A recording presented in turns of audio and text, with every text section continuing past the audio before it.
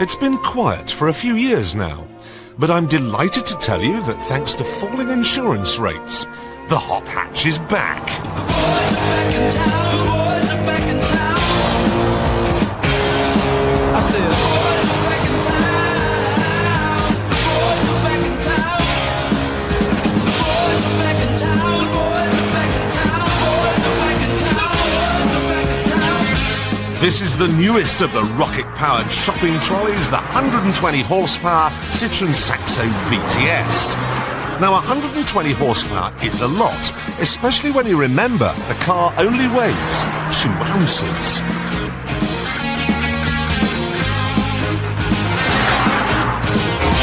Spread the word around. That it could do 127 miles an hour was no big surprise, but I was staggered to read that this quasi-rally car could do 0 to 60 in 7.2 seconds, that it's faster than the old Peugeot 205 1.9 GTI.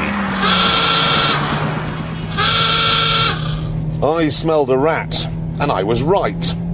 You build it up to maximum revs in first, go for second, and there's the clue.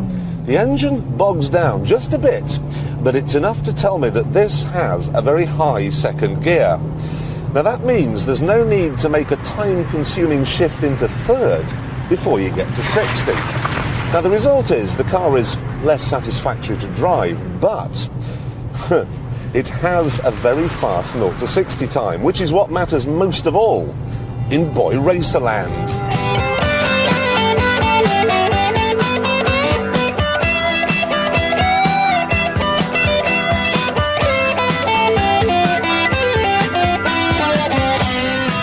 The gearing, though, is about my only complaint. It feels like a substantial quality car, and there's more. The power steering is perfectly weighted. The road holding is beyond your wildest dreams, and the anti-lock disc brakes mean it can get you out of trouble, even faster than it got you there in the first place. But hot hatchbacks do so much more than simply dole out G-forces in the corners. There's a decent-sized boot and space in the back for a couple of children. In the front, well, here goes. I've got marvellous sports seats, electric door mirrors, electric windows, a sunshine roof, a stereo, 2 airbags, remote control central locking. I've also got an alarm and this electronic keypad. The car won't start until you put your own personalised number in there. It's a good idea because, of course, car thieves can't read, so they never get past it. And as a result of that, insurance is relatively inexpensive. We checked, and a 29-year-old living in Solihull, fully comp, 400 quid. And the cost of the car, ready? £12,620. That is a little cracker. But wait, so is this, the new Fiat Punto GT.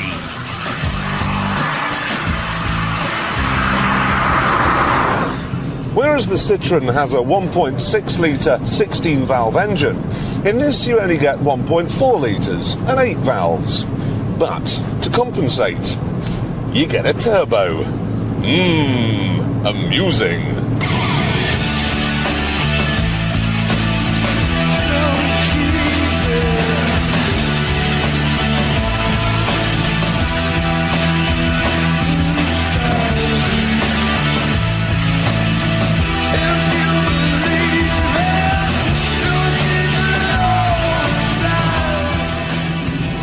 On paper, this would appear to be a tad slower than the Citroen, but when it comes to mid-range grunt, the stuff you need for safe overtaking, it blows the French car into the weeds. There are problems, though. For starters, it looks too ordinary. For a main, the ride is too soft. And for dessert, you get a choice. The gearbox is a bit too, I don't know, flobbery and ill-defined, and the steering system, it's a bit like wrestling with a not quite dead cod. Now, I like steering that talks to you, that sends messages, but this one, it will not shut up. On top of all that, the Fiat costs a little more than the Citroen, and it doesn't have quite as much standard equipment. It's a nice car, it's an exciting car too, and it's spacious and practical, and it's built better than Fiats of old. If you were to buy one, I'm sure you'd love it to death, but from my point of view, the Citroen is just a tiny bit more exciting, and therefore, a tiny bit better. In fact, Citroen's having a good day, because it's a lot better than this. Volkswagen is credited with having invented the hot hatch, so I was expecting a lot from the 16-valve Polo. Come on, car. Come on. Let's have 60. Come on. We have a 16-valve engine, but so does a Nissan Micra. There we are, 60.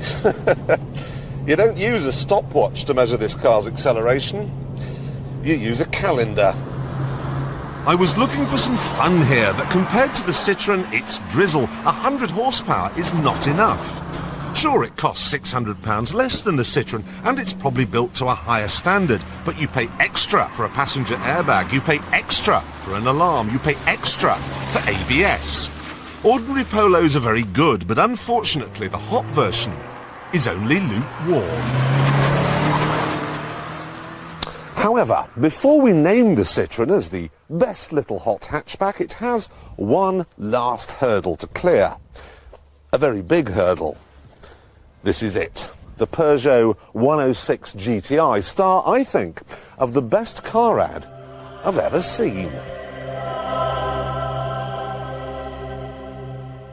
The Peugeot takes the gold medal and the Citroen has silver, which is odd because they're the same car with the same body, the same price, and the same engine.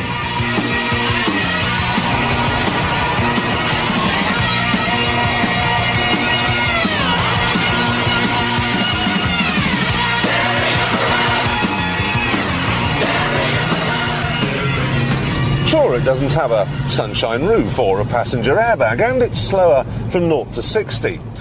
But there's the question of image to consider here. You see, Citroen has a reputation for making the 2CV.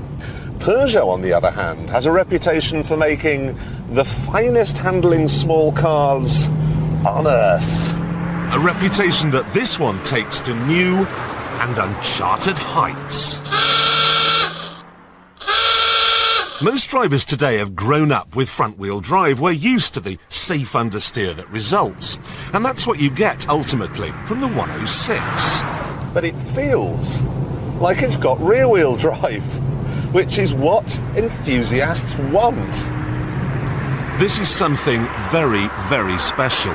A practical everyday car, small enough to hack it in town, but big enough for a family.